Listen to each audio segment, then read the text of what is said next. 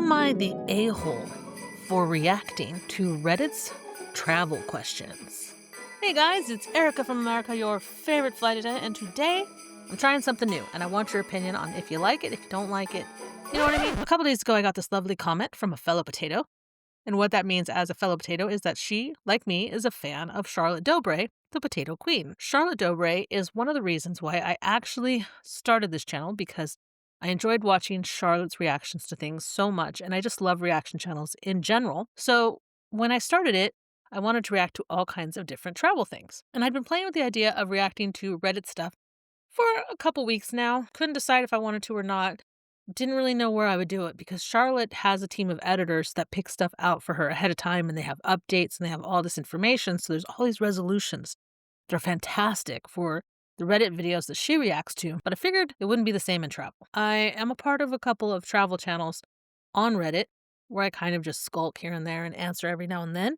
I thought, could I do it? And then this lovely lady, Alicia, said, she subscribes to multiple channels that do Reddit reactions, and she doesn't think she's seen me react to Reddit posts that are travel related, and she thought it'd be fun to get a flight attendant's perspective on how to be a better passenger. And honestly, that's not that hard. Just don't give your flight attendant a hard time and bring them chocolate and Starburst. That's pretty much it. But, Reddit is kind of a whole other level. So I was thinking, would it be kind of like a cool thing to do to react to Reddit travel questions? Would you guys want to see that? Or would it be like, the Grinch? No, stay away from that. Never, ever do that kind of stuff. So I thought today, let's experiment. Today, I'm going to go into Reddit and try reacting to some different things, different ways of reacting. And you guys tell me what you like. These kind of videos will be less edited because if you guys like it, then hopefully I can crank them out more often and just start a series where I'll just go into Reddit and I'll just answer questions or comment about the mentality of being a traveler. So if you like that, let me know in the comments. Tell me which of these kind of reactions that you're about to see you like, and then let's chat more at the end.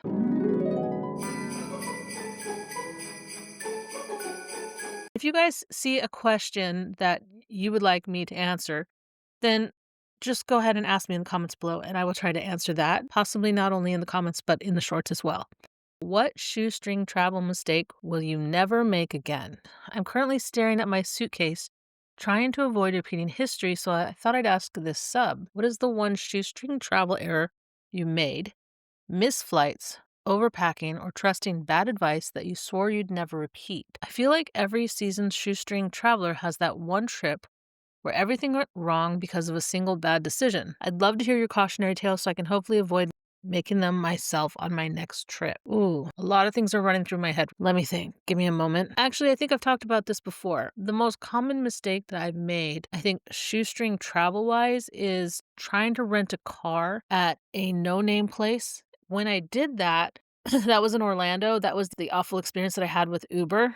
Because it was super cheap, I went over to this no-name rental car agency to rent a car with my family in the middle of the night in Orlando, Florida. And we had to take a shuttle to get there, and we ended up in like this really creepy getaway kind of place and super uncomfortable. And they basically pulled a bait and switch on me. They gave me a great rate of like $20 a day.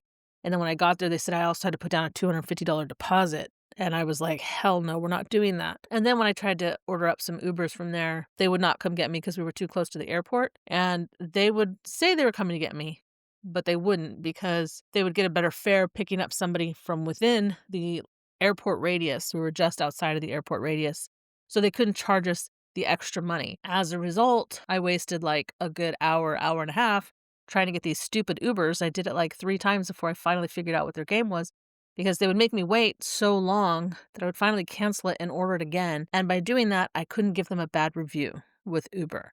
So they had that whole thing going on in Orlando.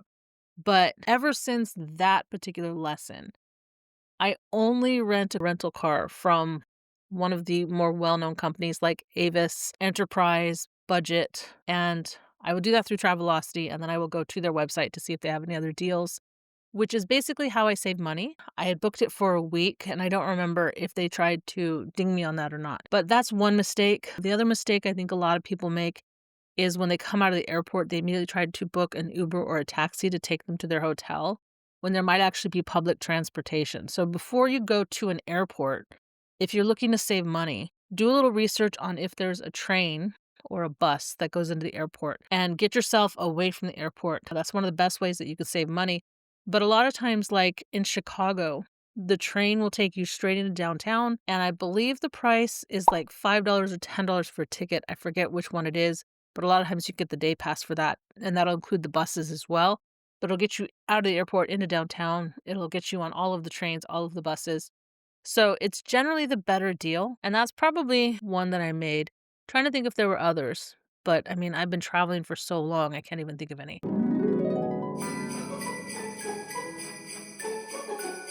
But let's see what some of these other people have said. Sleeping on the airport floor is only worth so much. Landing at the airport back home at 8 a.m. when you need to be at work at 10 a.m. is only worth so much. It's worth $100 to not have to do either of these things.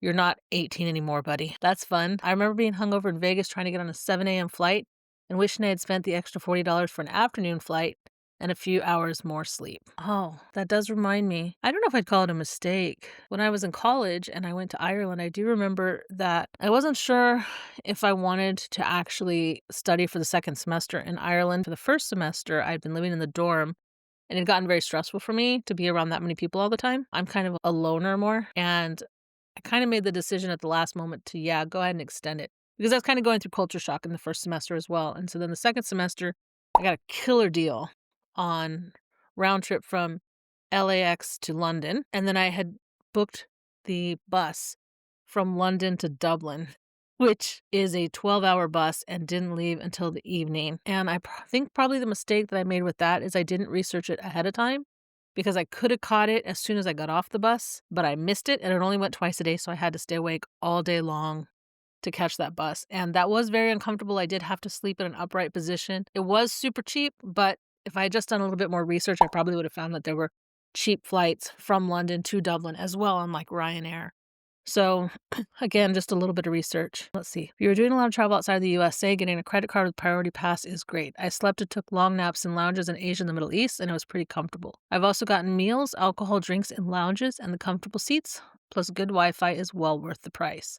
The way I looked at the CC benefits is, would I have spent this money even without getting this credit card?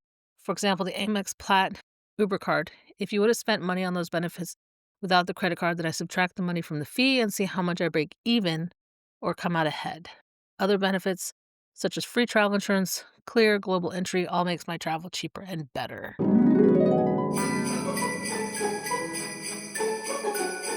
As I'm scrolling through travel, some of it is not so much questions as people just bragging about where they went. And I just want to show you some of these because these are kind of cool.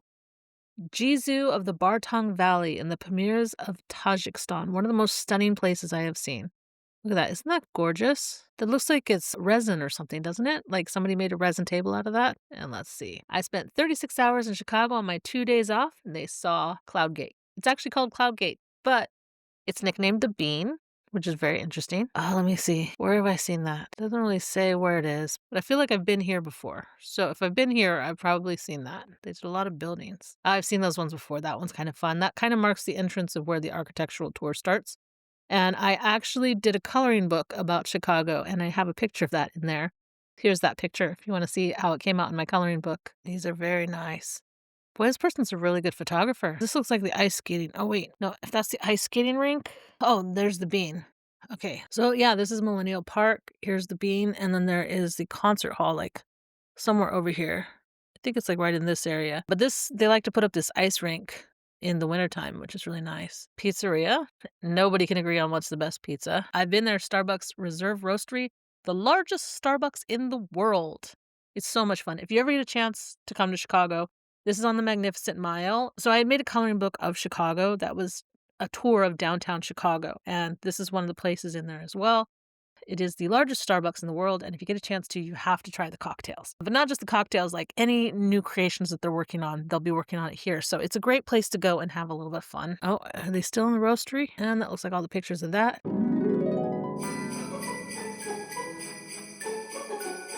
A week-long ferry on the Amazon River in Brazil. Talk about bucket list, huh?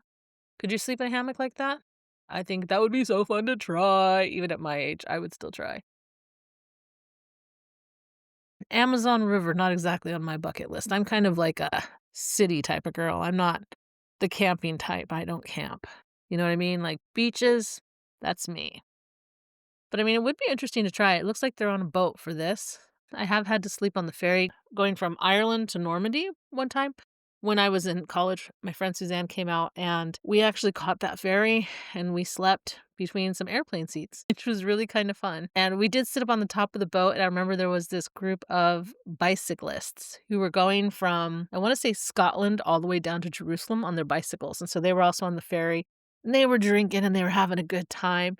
And Suzanne and I went up there and they immediately were like, come hang out with us. And they were sharing their drinks and everything. We were a little nervous about, being two women traveling alone. We didn't hang out with them too long.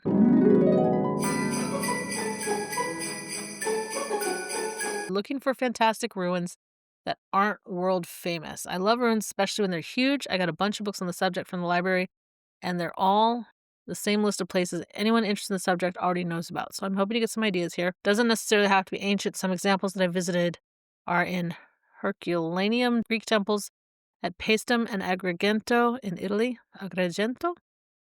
Theodosian walls of Istanbul, the less visited red and bent pyramids in ancient Mycenae. I can't overemphasize how much there is to see in the vicinity of Angkor Wat.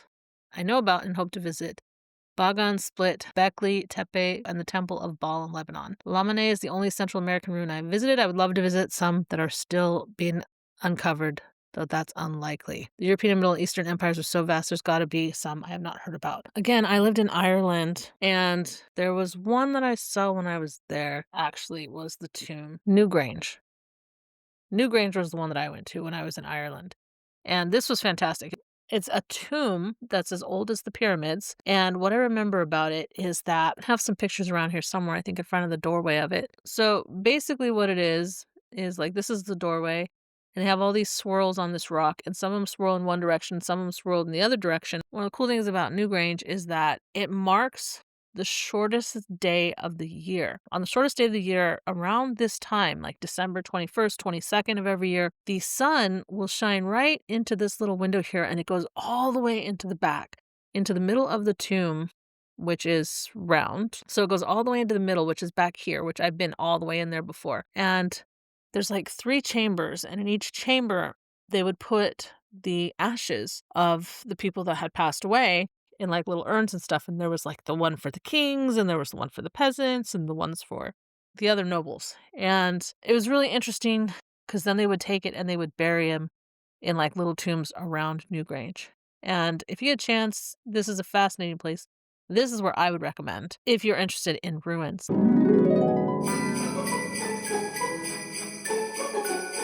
Let's see what some of the other recommendations are. Some of the Lycian cities in Turkey are largely untouched except by goat herders. El Jem is perhaps the most famous site in Tunisia, but Tunisia isn't that popular. It is similar to the Colosseum, but with 1% of the tourists. The abandoned hill city caves are even less. Let's see what El Jem is. You curious about it? I'm curious about it.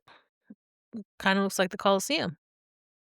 The amphitheater of El Jem and other Roman ruins in Tunisia. Oh, that looks cool. I haven't been to the one in Pamplona, but I have been to the one in Rome.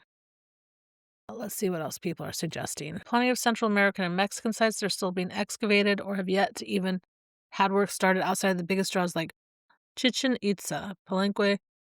Check out Yaxchilan and Chiapas. Let's see what that looks like. Oh, cool. Bucket list, right, guys? So that's on the bucket list.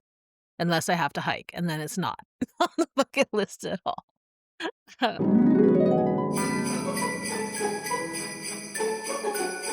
Travel hacks, booking hotels.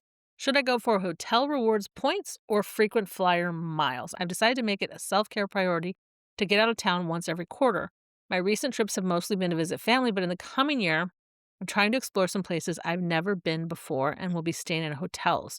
My question is, should I pick a hotel chain and get the rewards points or keep using United Hotels and get mileage plus miles through booking with them? Okay, so here's what I know about United Mileage Plus Miles because I do have them. I have found that I believe United probably has one of the best airline cash-in programs for using miles. If they charge a fee, it's usually a lot smaller than the other airlines. My recommendation is get credit cards with mileage. And then what you want to do is you want to actually cash those miles in for hotels. Because if you use them for hotels, they don't charge you an extra fee and they will give you a discount on how many miles you can use to get a hotel. Whereas if you have a hotel card and you try to get a hotel, it's going to cost you 25,000 hotel points to book a hotel room for the night, which is equivalent to $250.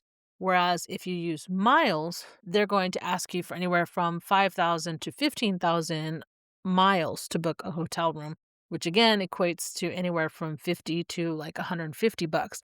And they'll give you more discounts. And so your miles will go a lot farther in your hotels. 1,000 points is equivalent to about $10. So if you have 25,000 miles or points for hotel or airline, they're about the same. That's about $250. So if your airfare is less than $250, save those points for your hotels and just buy the airfare. If your airfare is like $600 and you can get it for $25,000, then that's when you want to use your points and your miles to get your flights, your tickets instead, but always check that extra fee that they give you to turn those miles in. So that's my recommendation for that. Now this says if you can get a hotel credit card, this would be a much more effective way to accumulate hotel faster points faster due to multipliers and promos and also get upgraded rooms.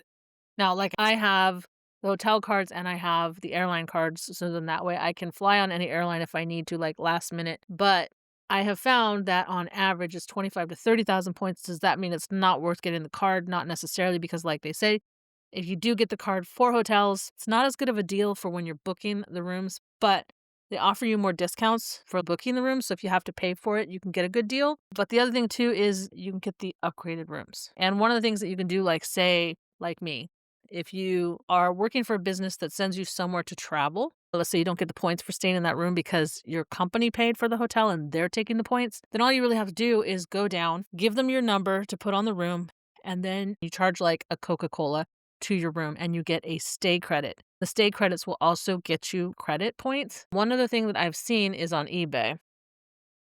So this is crazy, but it's something that you could do. You can actually buy hotel status. This has been around for a long time. The status will get you more upgrades and it'll get you better deals. You don't necessarily have to spend a fortune. I mean, look at this. Hilton Honors Diamond status, $99, but Gold status is $160. I think the Diamond status is supposed to be better than the Gold one. Like here, they're charging $425. And basically what they do is I think they get you enough points or they get you enough status under your number. It's kind of like you're hiring somebody to get that for you. And it does work. So you could try this. You want to make sure you read the reviews. You can see a lot of people have reviewed some of these. 161 people have given it a 100% positive rating. Here's 1,500.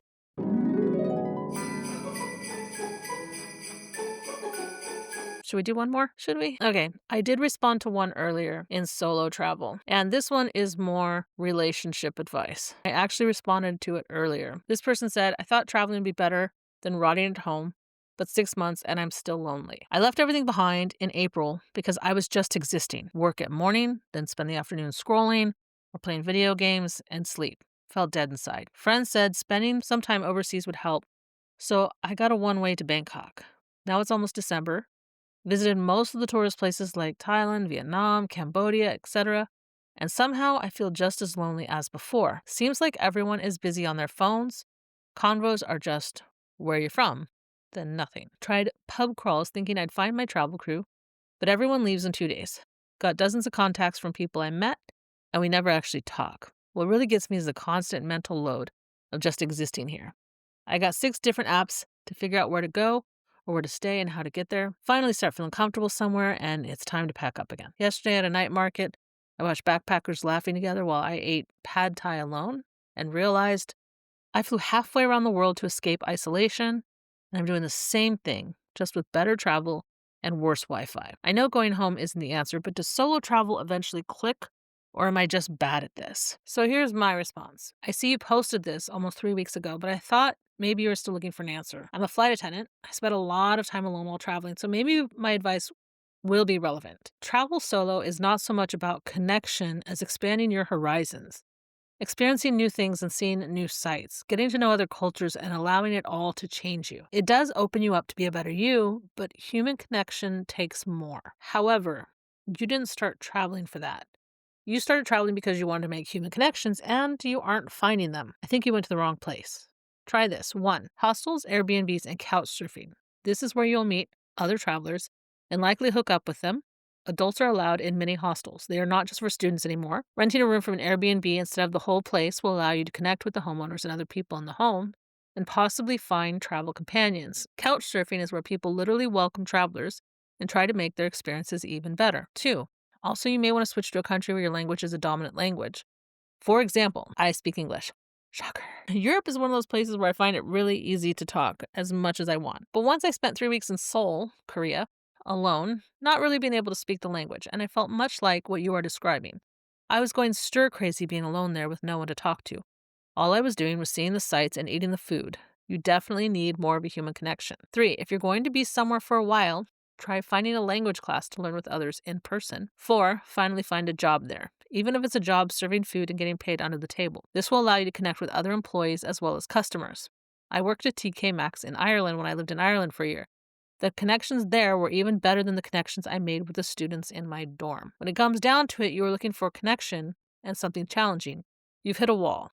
Either change the scenery or add some meaning to your daily routine. So that part is my advice. If you ever find yourself just like, hey, I'm traveling for a long period of time and suddenly like things just aren't feeling right, ask yourself if it's you really need human connection or ask yourself if it's you're bored with the place. Because boredom is easy enough to fix by just checking out a new museum or checking out a new beach or going to the next country or hopping on the train, hopping on the bus, hopping somewhere and getting out of town. But human connection is a little bit different. And if you're looking for human connection when you're traveling, then you need to look for more than just the sites because you're not going to find them at the sites. Some people hit up bars, some people hit up clubs. If you do that, you're kind of like looking for a hookup, which is a little bit different. Coffee shops, I think, are a good place to just have a normal conversation without any pressure that you're going to have to hang out with that person. And this is going to sound crazy, but look for people that look like they're the same nationality as you in that country. Sounds crazy, right? I remember the first time I went to Seoul, Korea, the very first day that I started to explore on my own, I came across this much older white man who had been living in Korea for a year, and he did not speak the language, and he was going stir crazy. And there was like no romantic interest between us at all, but he was just so starved to talk to someone that he kind of latched on to me, and he gave me a tour of the sites, and he told me everything he had learned in a year of living in Korea. And it was probably one of the best tour guides that I had ever seen, and he wasn't a tour guide. He was there for work. So that was a really interesting experience that I had in Korea. And I do remember I was in a coffee shop when a Korean girl started talking to me in English, and she had studied abroad in Canada for a while and had come back and understood it enough that I kind of glommed onto her for like 2 hours and wouldn't let her go. But it was really nice to be able to talk to somebody when you're going stir crazy. So if you're going stir crazy, you need to add human interaction into the mix. And that is my advice there.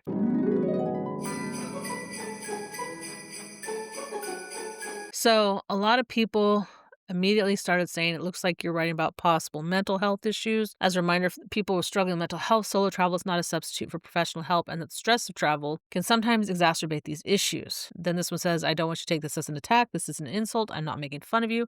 There's nothing wrong with you, but sounds like you were having some troubles connecting with people at home. And to solve them, you decided to fly somewhere where you don't know anyone. Most people can't speak your language, and a good portion of the people you'll meet there will be thousands of miles away in a week or two. And most of the people who will stay won't have any interest in forging any kind of meaningful connection with you, since they assume you will be thousands of miles away in a week or two. I hope you see where I think the problem lies. You're not the first person to fall for this kind of thinking, and you certainly won't be the last. This one says exactly wherever you go, there you are. As a traveler myself, I remember the exact day this hit me. When you walk out your front door, you bring all of you with you. The good, the bad, the day-to-day. This didn't make me love solo travel any less. It simply made me realize there were things about me I needed to unpack. Some practical advice for things that can help as you figure things out. And then he says, book some experiences. I use Airbnb experiences and have always had fantastic luck. That way you get to meet someone local, have conversation, and also meet people who have similar interests. Will they be lifelong friends? Probably not. but I've never not met up with one or two of them for a drink or coffee or meal later on. I've also always made friends with the guides. Why? Because these tour guides typically have a passion for their city and are genuinely outgoing. I like that a lot. Journaling. You can start out just writing about your observations or your day and then explore a bit deeper, but it will give you a place to get your thoughts out of your head and maybe even some insight. And I agree with that one. That can also be dangerous, I think, if you're already kind of ruminating. I think that's the word, because then you might go dark. Like it might make things worse. It might make things better. I don't know how long you're planning on traveling, but I might give yourself time in an English-speaking country. Sounds like you're from an English-speaking country. The feeling of isolation is greater in a country where you don't speak the language. Even casual connections are made more difficult. I definitely agree with that one. Give yourself a daily routine if you haven't already. I found that structure helps with isolation because it gives you something to look forward to, and our brains are hardwired for that. Always remember that no matter what the country you're in, those people have day-to-day responsibilities. They have jobs and families. They're not waiting to meet solo travelers. You're going to have to put in the effort if that is what you're looking for. Lastly, be honest and dig deep to understand why you truly embarked on this journey in the first place.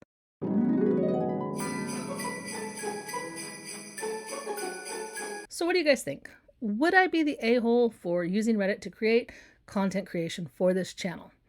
Let me know by putting your answers in the comments below. And just as a reminder, it is the Christmas season. I did put on my lovely little head thing just to remind you that it's Christmas.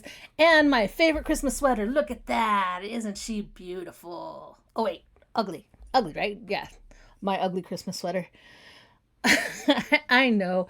I should get an actual ugly Christmas sweater. But honestly, I haven't found one that I feel like truly represents who I want to be at Christmas, except for this beauty that I've worn for the last few years.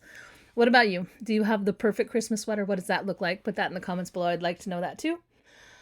Also, just so you guys know, I'm hoping to add some new series in the new year because I kind of feel like I'm just going to end up repeating myself with the travel advice. A lot of the advice that I gave in last Tuesday's video, I felt like I was just repeating myself. I think you guys are going to get bored with that just as quickly as I would get bored with that. And I don't want to have anybody think that this channel is boring. I'm hoping to use this channel to kind of become the Mr. Beast of travel channels. I'm hoping to use whatever this channel gains to give back to the community. So I'm hoping to do some new series. And if you'd like to help me build on that, let me know by giving me some ideas in the comments, because at this moment in time, it's just me and a video camera. And I do want to thank Alice for giving me the idea to try this video. In the meantime, I would like to say I am going to be posting a new series on Thursday that depends on Tuesday's video. If you would like to help me build this channel, and if you would like to help with some of the time-sensitive stuff that I'm going to be doing in the future, make sure you hit that subscribe button and the notification bell so that way you know when the videos come out. And finally, if you like this, let me know by hitting the like button. I will see you guys in the Tuesday video when I react to another travel guru. So see you guys then. Ciao!